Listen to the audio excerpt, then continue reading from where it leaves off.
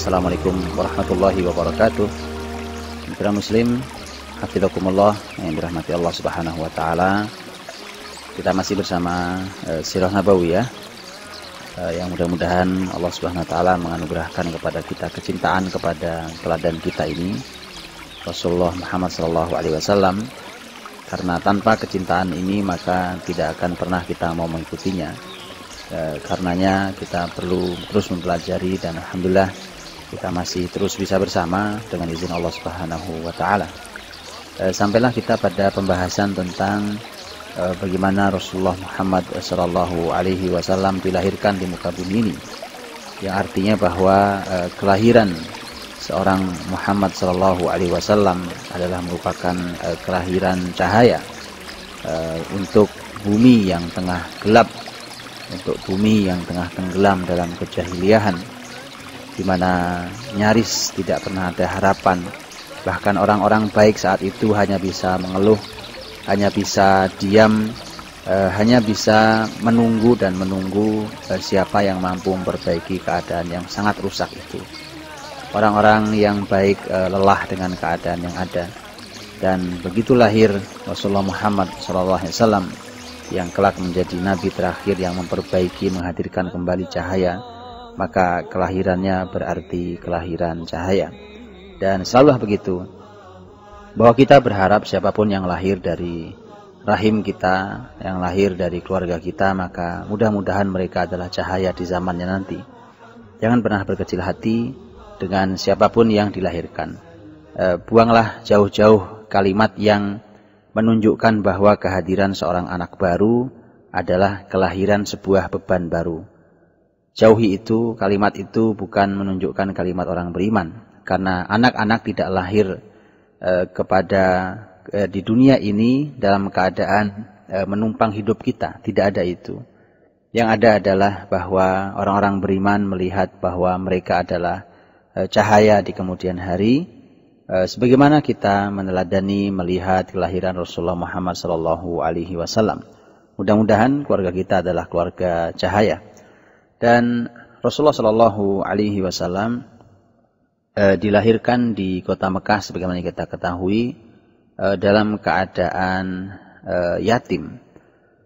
Sebelumnya sebenarnya ada pembahasan tentang masalah pernikahan antara Abdullah dan Aminah, ayah dan ibunya Nabi Muhammad SAW. Tetapi karena tidak ada satupun riwayat yang sahih dalam bab ini, dan ketika itulah para ahli sejarah menyampaikan bahwa ketika tidak ada satupun riwayat yang sahih, bahkan banyak sekali hadis-hadis palsu, riwayat-riwayat palsu seputar pernikahan ayah dan ibu Nabi, maka cukuplah bahwa pernikahan mereka ada. Dan sebagaimana yang berlaku dalam adat kebiasaan orang-orang Quraisy, maka begitulah jalannya pernikahan mereka. Tidak lebih dari itu. Sementara kisah-kisah yang berasal dari riwayat-riwayat palsu, kita tidak memerlukan riwayat-riwayat palsu untuk memuji Nabi kita Shallallahu Alaihi Wasallam.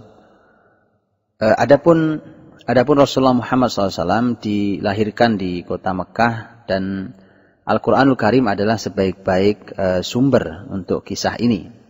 Di mana dalam Al-Quran kita tahu bahwa Allah Subhanahu wa taala menyampaikan pada kita, alam yajidka yatiman fa'awa. Bukankah dia Allah menjumpaimu Muhammad dalam keadaan yatim dan kemudian dia melindungimu.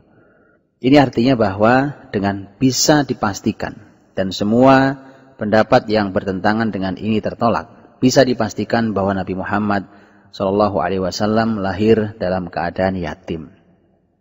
Beliau lahir dalam keadaan yatim karena ayahnya meninggal. Ayahnya meninggal di Madinah. Saat itu dalam tugas Abdullah, yaitu ayah Nabi SAW, tugas Abdullah untuk melakukan perjalanan dagang. Ada yang mengatakan bahwa ini pernyataannya Az-Zuhri, mursal, dalam hadis riwayatnya mursal, bahwa Abdul Muttalib yaitu kakek Nabi, ayahnya Abdullah, mengutus Abdullah untuk mengecek, mengurus korma milik dia yang ada di Yathrib. Yathrib adalah Madinah. Ini salah satu pendapat. Yang jelas adalah bahwa Abdullah saat itu berangkat untuk urusan bisnis atau urusan perkebunan itu. Nah, ketika Abdullah berangkat, kemudian Abdullah sakit saat itu dan kemudian wafat di kota Madinah, di keluarga besar dari pihak ibu tentunya, karena telah kita pelajari bahwa ternyata Abdullah, anaknya Abdul Muttalib ini memiliki kakek yaitu Hashim, yang Hashim dulu menikah dengan wanita berasal dari Madinah. Dan Abdullah meninggal di Bani Adi bin An-Najjar, yang itu adalah keluarga salah satu dari itu adalah keluarga neneknya. Itu artinya bahwa Abdullah meninggal di keluarga besar ibu. Dan setelah itulah maka kabar berita sampai nanti ke kota Mekah, dan kemudian Aminah tentu sangat bersedih, dan disitulah nanti bahwa kelahiran Muhammad Sallallahu Alaihi Wasallam adalah kelahiran yatim. Ketika kita berhenti di dalam pembahasan tentang yatim, maka ini ada pelajaran yang amat mahal tentang masalah kelahiran yatim. Bahkan kalau kita mencoba untuk mencari buku hari ini, bahkan saya mengingat bahwa yang diterjemah ke bahasa Indonesia, setidaknya saya pernah melihat ada 2 buku yang sudah diterjemah ke dalam bahasa Indonesia tentang bagaimana hebatnya anak-anak yatim. Anak-anak yatim yang mengguncang dunia kurang lebih. Nah, ini menjadi pelajaran mahal, dan mari kita renung, kita tadaburi tentang masalah anak yatim ini. Ketika Allah Subhanahu wa taala berfirman, "Alam yajidka yatiman fa'awa." Kata fa'awa ya artinya adalah dia Allah memberikan perlindungan kepadamu, maka ini menunjukkan bahwa anak yatim itu harus diperlakukan seperti Allah memperlakukan calon nabinya. Dilindungi, dihargai, diasuh, diperhatikan, dan seterusnya. Dan Allah Subhanahu wa taala mengancam dengan sangat keras bagi siapapun yang memakan harta anak yatim. Di sisi yang lain, Rasulullah Muhammad SAW langsung menyampaikan tanpa basa-basi bahwa siapa yang mengasuh dengan baik anak yatim maka akan bersama beliau di surga nanti. Ini betapa pentingnya memperhatikan anak-anak yatim. Anak-anak yatim ini seperti Nabi kita adalah yatim. Dan ternyata cukup banyak orang-orang besar di dalam sejarah Islam yang lahir dalam keadaan yatim. Kalau kita tahu, di antara yang kita sangat kenal adalah Al-Imam Asy-Syafi'i rahimahullah ta'ala. Al-Imam Asy-Syafi'i rahimahullah ta'ala dilahirkan di jalur Gaza, Palestina, dalam keadaan yatim. Ayahnya sudah meninggal dan hanya ada ibunya, seorang janda yang miskin.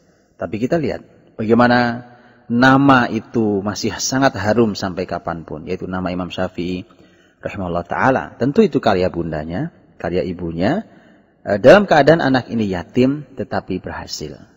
Disinilah pelajaran kita. Bahwa yang pertama adalah mereka yang dilahirkan dalam keadaan yatim tidak usah berkecil hati. Para ibu yang telah ditinggal wafat oleh suaminya sehingga harus mengasuh seorang diri, anak-anak yatim itu, maka jangan berkecil hati. Karena Rasul kita yatim. Orang-orang besar banyak yang yatim. Jangan berkecil hati, ini hiburan untuk kita semuanya. Hiburan untuk mereka yang telah ditinggal wafat oleh kepala rumah tangga, oleh tulang punggung di rumah tangga itu. Allah Subhanahu wa ta'ala tidak tidur. Allah Subhanahu wa ta'ala selalu memperhatikan orang-orang yang berjuang dengan sangat baik untuk mengasuh anak-anak itu. Kemudian juga ketika kita belajar tentang yatim ini, maka ternyata kita akan melihat anak-anak yatim ini sesungguhnya punya kelebihan sekaligus punya kekurangan. punya kekurangan ketika dia sudah tidak punya ayah. Kalau seseorang tidak punya ayah, tentu hidup seseorang tidak sempurna. Karena manusia hidup itu memerlukan dua orang sekaligus, ayah juga ibu. Karena kita perlu mendapatkan sentuhan laki-laki, itu ayah, dan sentuhan perempuan, itu ibu. Ketika sudah tidak ada, maka tentu perlu sebuah perjuangan. Karena ibarat kaki berjalan, dia tinggal satu kakinya. Tetapi di sisi lain, anak-anak yatim itu memiliki kelebihan-kelebihan, memiliki keistimewaan-keistimewaan. Di antara keistimewaannya, anak-anak yatim sudah terbiasa hidup dalam keadaan susah. Setidaknya walaupun mungkin dia orang berada, dia yatim, tapi dia tahu bahwa dia tidak pernah melihat wajah ayahnya. Dia orang yang tidak pernah mendapatkan sentuhan langsung tangan perkasa sang ayah. Senyum indah yang merekah di senyum ayah. Itu artinya bahwa ada sisi yang kurang dalam kehidupannya, tetapi mereka sudah terbiasa dengan kehidupan yang seperti itu. Umar bin Khattab radhiyallahu anhu memberikan konsep hidup. Ihsyausin fa innan ni'ama la tadum. Kata beliau, biasalah hidup dalam keadaan keras. Karena nikmat ini tidak ada yang abadi. Tidak ada nikmat yang abadi. Maka kalau orang terlatih hidup dalam keadaan tegas, kemudian dalam keadaan dia tidak mudah cengeng, tidak mudah jatuh, tidak manja, tidak hidup dalam keadaan serba seperti bak raja, maka dia akan bisa hidup dalam keadaan apapun. Bahkan la qadarullah terjadi hidup dalam keadaan sedang di bawah rodanya, dia sudah sangat siap. Yang menjadi masalah adalah ketika orang hanya siap di salah satu sisi kehidupan, tapi tidak siap di sisi kehidupan yang lain. Anak-anak yatim sudah sangat terbiasa.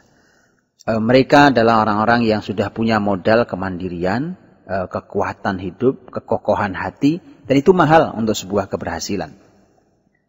Di sisi yang lain, kelebihan anak-anak yatim, apalagi kalau kita melihat hari ini. Ketika seseorang ditinggal wafat oleh ayahnya, dia akan bersyukur, dalam tanda kutip, bersyukur. Ketika ternyata ayah yang seharusnya memberikan pendidikan dan keteladanan yang baik, ternyata bukan ayah yang diharapkan. Yang ada adalah ayah yang memberikan keteladanan yang buruk, atau ayah yang tidak bisa dicontoh. Maka bayangkan betapa sulitnya anak ini hidup dalam bayang-bayang ayah yang seperti itu. Padahal kita tahu betapa tingginya posisi ayah bagi kehidupan seseorang. Begitu luar biasanya sampai Al-Quranul Karim banyak sekali menyebut tentang keistimewaan atau apa yang dilakukan oleh ayah pada anak-anaknya. Tapi ketika seorang anak tidak beruntung mendapatkan ayah yang sejenis itu, kemudian sang ayah itu sudah tidak ada, bukankah itu meringankan hidupnya, meringankan langkahnya, dan yang ada adalah dia tinggal hadir sebagai seorang diri, sebagai seseorang yang mudah-mudahan terdidik dengan lebih baik. Maka dari itulah pembahasan tentang yatim, ada sisi di mana dia punya hidup yang kurang, kekurangan dalam hidup, dan itulah tugas kita semuanya untuk mengasuh mereka, untuk melindungi mereka, dan seterusnya. Di sisi lain, mereka punya kelebihan, mereka punya keistimewaan. Ketika membahas tentang nama-nama besar para ulama umpamanya, jangankan anak yatim yang kehidupannya mereka yang hidup dalam keadaan sempurna, artinya ada ayah ibunya belum yatim, tapi ayahnya bermasalah dan mereka hidup pasti dalam keadaan sulit, sementara anak yang yatim sudah kehilangan mereka, dalam keadaan hidup mereka lebih ringan karena sang ayah sudah tidak ada. Bayangkan ada beberapa kisah dalam kisah salafus soleh bahwa seorang ayah yang hidup dan ayahnya terlalu hebat. Jadi anak ini tentu bersyukur. Siapa yang tidak bersyukur ketika ayahnya adalah orang hebat. Ayahnya pemimpin besar, ilmuwan, ulama besar, siapa yang tidak mau itu. Tetapi dalam tanda kutip ada sisi negatifnya, punya orang tua seperti itu. Contohnya, bahwa di satu sisi dia sangat beruntung. Ini hanya sebuah sisi kecil sebenarnya, tetapi ini perlu disampaikan sebagai pelajaran. Imam Abu Dawud rahimahullah ta'ala salah seorang ulama besar di bidang hadis, dan kita tahu ada Sunan Abi Dawud. Disebutkan dalam biografi beliau bahwa Abu Dawud rahimahullah itu punya anak yang ilmunya disebut-sebut sama dengan ayahnya, bahkan lebih dari itu. Tetapi dia tidak bisa bercahaya namanya seterkenal ayahnya. Karena ternyata cahaya ayahnya terlalu terang sehingga menutupi cahayanya. Umar bin Abdul Aziz rahimahullah ta'ala punya anak juga luar biasa, Abdul Malik namanya.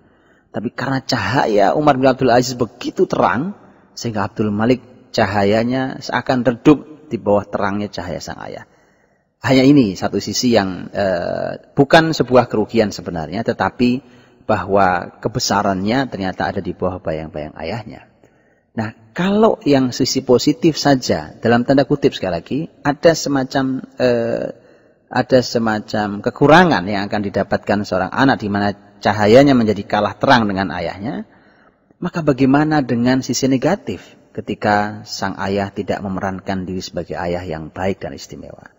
Maka anak-anak yatim punya kemandirian dan sudah tidak hidup di bawah bayang-bayang ayah yang mungkin jadi seperti zaman kali ini, para ayah yang bahkan tidak peduli atau bahkan tidak mengerti cara mendidik generasi. Dan Rasulullah Muhammad Sallallahu Alaihi Wasallam dilahirkan dalam keadaan yatim, dan nanti Nabi SAW dididik berikutnya, dan ini menjadi pelajaran. Pelajaran pertama adalah pelajaran bagi mereka yang dilahirkan dalam keadaan punya banyak kekurangan, umpamanya yatim. Jangan berkecil hati, sekali lagi Nabi kita adalah anak yatim. Tapi pelajaran yang kedua adalah bagi setiap kita yang masih lengkap, subhanallah, orang tua kita ada, ayah ibu kita masih lengkap, kita lahir masih merasakan kasih sayang mereka. Maka pelajaran mahalnya seperti ini, yaitu bahwa kalau yang yatim saja, yang hidupnya punya kekurangan, bisa berhasil, bisa mengguncang dunia, bisa menjadi orang hebat, orang besar. Mengapa yang dalam keadaan masih lengkap kedua orang tuanya tidak bisa mencapai prestasi yang setinggi itu? Tentu ini menjadi pekerjaan buat kita, pekerjaan rumah buat kita sendiri. Bahwa mari kita syukuri dan mari kita perankan baik. Kalau yang yatim bisa mendapatkan keistimewaan hidup, maka sudah seharusnya bahwa mereka yang masih dikarunia Allah kedua orang tuanya, seharusnya mereka bisa hidup lebih baik. Bahkan Rasulullah Shallallahu Alaihi Wasallam menyampaikan kepada kita semuanya, membahasakan kepada kita tentang ayah dan ibu adalah dua pintu surga. Kalau sudah meninggal salah satunya, maka telah tertutup salah satunya. Kalau sudah meninggal dua-duanya, maka tertutup dua-duanya. Artinya bahwa ini kesempatan surga sangat dekat ketika kedua orang tua kita masih ada. Karena itulah tempat kita untuk mereguk pahala sebanyak-banyaknya, yang dengan itu akan mengantarkan kita pada surga Allah dengan izinnya. Itu mudah-mudahan ini menjadi pelajaran mahal dari kehadiran Rasul kita yang yatim. Dan pelajarilah terus bagaimana Islam mengajari kita tentang bagaimana mendidik anak-anak kita, apapun keadaan mereka. Mereka masih sempurna atau mereka yang sudah dalam keadaan yatim. Fa'tabiru ya ulil absar, ambillah pelajaran wahai orang-orang yang mau berfikir. Assalamualaikum warahmatullahi wabarakatuh.